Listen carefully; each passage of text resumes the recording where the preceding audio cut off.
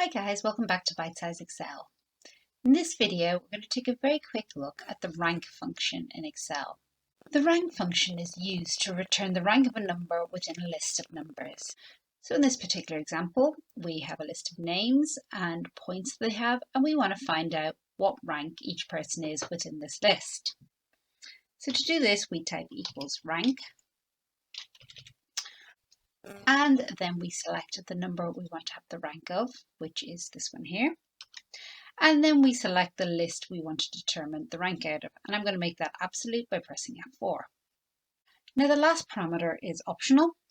Basically, this allows us to say whether we want things largest to smallest or smallest to largest. If we just leave it as it is, it will always sort it largest to smallest. So if I hit enter there, it will give me the rank from largest to smallest. So copying this down, if we have a look down our list, 86 is our largest number, then 84, then 80, and so on and so forth.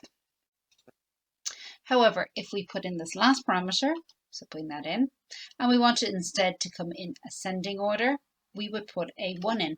Then we hit enter, and then we can copy this formula down.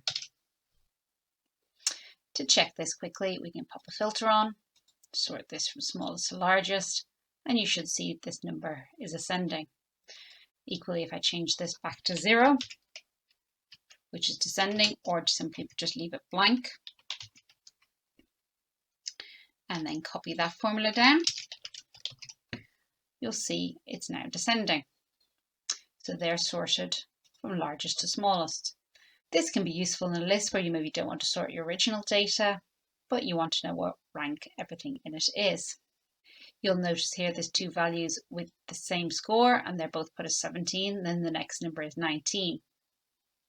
If you wanted that instead to be the average number, you can actually change this formula to rank.average, so AVG, hit enter, and then if we copy this down, you'll see that instead of having that at 17, it's now come in at 17.5. It's a matter of personal preference if you want to use that version of the function. So that's just a very quick introduction to the rank function within Excel. I do hope that you found it useful. Please do leave me a comment, like and subscribe, and I look forward to seeing you on the next video.